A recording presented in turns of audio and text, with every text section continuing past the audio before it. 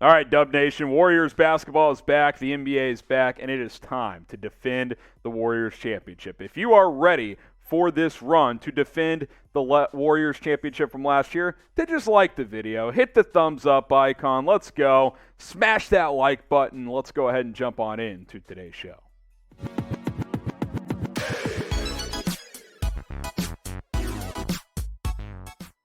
You're watching Warriors Today. I am your host, Harrison Graham, for today's show. And on today's show, we're going to break down what the Warriors roster looks like, bit of a projection, kind of more of a roster breakdown, to be completely honest, with the season opener around 2 weeks away. So let's go ahead and jump on into it. Let's look at the guards here. Obviously, it starts with one of the greatest basketball players in the history of this league, and that, of course, is one Stephen Curry. You look at what Steph did, especially in the playoffs last year. Boy, was he tremendous. He actually, in the regular season, had one of his worst shooting years of his career, but in the postseason was outstanding. 46% from the field, 40% from three, 27.5 points per game. He carried this team. Obviously, he had plenty of help, but man, he was absolutely tremendous. Now, of course, he's got his running mate back in Klay Thompson, who's a little nicked up right now, but I don't have too big of concerns about him for this upcoming season. Battling some knee issues, which, hey, that might just be the case moving forward in his career, but we saw the impact he had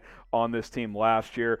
Bit of a slow start early on, but come playoff time, he shot the ball really well, and he looked like the Klay of old. I don't think he'll ever be a lockdown defender again, but I think he can be of average to above average on that side of things, and if he's still shooting that silky jump shot, he's going to be just fine.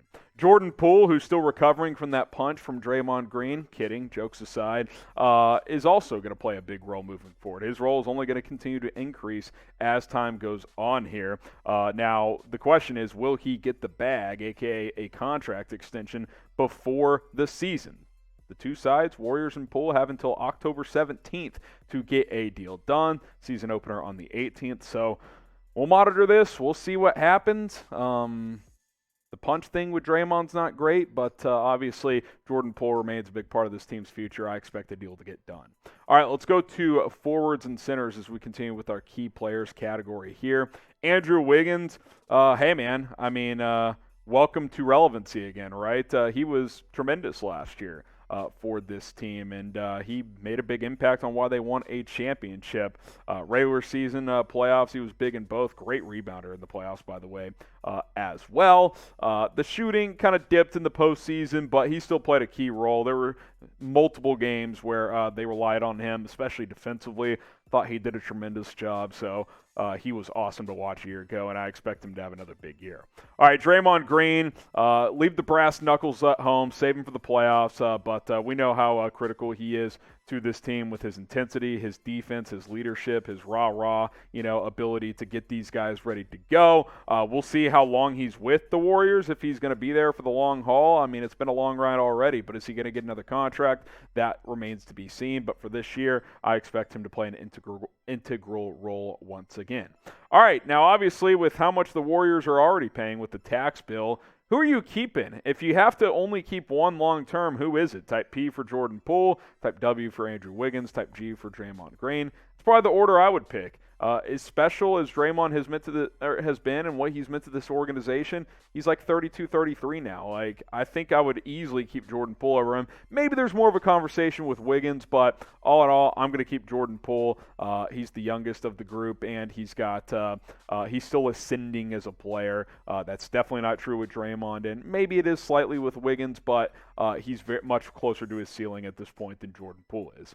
All right, Kevon Looney, listen, he's a key guy at this point. He really is. Now, he's not an all-star, but he's going to play a major role once again. The Warriors paid him starting caliber money, 3 years, $25.5 million. We'll see if he ends up being the starting five again. I would expect that to be the case at that center position. Maybe James Wiseman overtakes him at some point in time, but for now, Kevon Looney is set to play a big role for this basketball team, and I think that'll be the case at least for this season. We'll see if that ends up being the case for the next 3 years. Now on Golden State Warriors today, you can get this gold-blooded shirt. How sick. $35 initially. Now it's $16, so you can get it for over 50% off. Tons of sizes available at this point in time. Go to chatsports.com/goldblooded. That is chatsports.com/goldblooded, and we will have you covered all season long with this t-shirt. Let's get to some more rotation pieces here as we break down this roster on Warriors today. Donte DiVincenzo, one of the key offseason additions.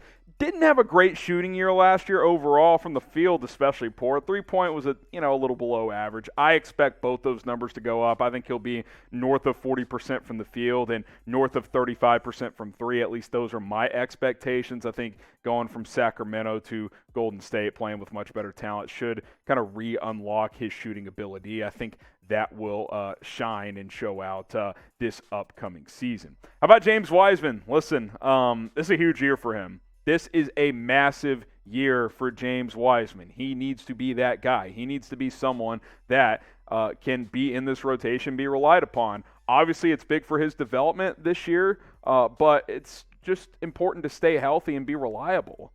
Because if he can't be that this year, he's definitely not getting a second contract, and the Warriors won't hesitate to trade him at that point. If they need to trade him to clear things around moving forward, I would not be surprised whatsoever if Golden State decided to go that route. So we'll see. He's been playing some in the preseason. He played some in the summer league. Now it's time to do it in the regular season. We saw flashes his rookie year. That he could be a big part of this basketball team, but at the end of the day, he's got to go out and prove it at this point in time. So again, there's not a ton of pressure because I think he's going to play behind Kevon Looney to start the year. But in terms of moving forward, you drafted this guy to be an impactful starter. And we haven't seen that nearly enough because obviously he didn't play at all in his second season. So James Wiseman, keep an eye on him. I think he'll be in the rotation early. The question is, how much will he get to play for this basketball team? Keep an eye on that moving forward. All right, let's go to JaMychal Green, who's a vet forward. He kind of gives you some insurance for Wiseman, too. He could play some 5 for you if you need him to, and we will see if that ends up being the case. Jonathan Kuminga was kind of in and out of the rotation last year. I expect him to be more firmly in it this year for this team, as I do Moses Moody. Can these guys get consistent minutes? It's tough. It's a deep team. I mean, it's a really, really deep team right now. We haven't talked about Andre Iguodala yet, but ideally Kuminga plays a bigger role than Iggy. That would be ideal for the Golden State Warriors. You look at their summer league numbers. Both did some good things, a little inconsistent for each of them, but we know they're both capable. I liked the picks last year, and I think that it was, a bit of a risk for Kuminga at 7, but I think he showed enough promising signs, and Moody at 14 I thought was really good value. Andre Iguodala in the mix as well. It's his last dance, running it back for one more year amidst retirement rumors. He reportedly told Steph that this is it. He's playing this year, then he's done. But we'll see how much he actually plays. I think his value will be more just with his veteran presence and leadership, but I expect him to get some run as well. We'll just have to wait and see. How about the rookies? Patrick Baldwin Jr. out of Milwaukee. We'll see how much he gets to play. He's got a lot of talent. I think we'll see him some for the G League squad, as will Ryan Rollins as well. And then Lester Quinones will just kind of put these guys all in together here. We'll see if any of these guys crack the rotation at all. I think it's going to be tough just with how deep this team is. Maybe Baldwin gets some playing time, but I don't expect any of these guys to really have a huge impact this year. Now, who do you guys think will have the best career out of these 3 rookies? Type PB for Patrick Baldwin, type RR for Ryan Rollins, type LQ for Lester Quinones. Let me know in the comments. I think it'll be Baldwin, but if you disagree, pick one of the other guys. Subscribe to Warriors Today by Chat Sports. We got you covered with the latest news, rumors, and more videos all season long. It's youtube.com/WarriorsTV. Don't miss any of our coverage here at Golden State Warriors Today. All right, fighting for roster spots. Some other guys to look at here. Quinndary Weatherspoon. Yeah, we'll see. That's kind of the bit, right? Don't know a ton about him. We'll see what he is able to do for this squad. Kind of look at some other guys here. Anthony Lamb, Ty Jerome, Jerome Robinson, Pat Spencer. Ty Jerome and Jerome Robinson are a couple of guys that I'm intrigued by. I like both of them coming out. We'll see if they're able to make any noise, but for the most part, these are guys who are fighting for a training camp roster. All right, Warriors schedule unveiled, obviously, a while back, but the opener is coming up Tuesday, October 18th. Warriors 6-point favorites, over under 227.5 between Golden State and LA. Take the over. This is going to be a high-scoring juggernaut type of night. Let's go. If you're a betting man, go take the over. If you want the Warriors to win and start 1-0, like the video. Dubs are back. They're going to get some dubs this year. Plenty of dubs. So like this video if you want Golden State to win on opening night.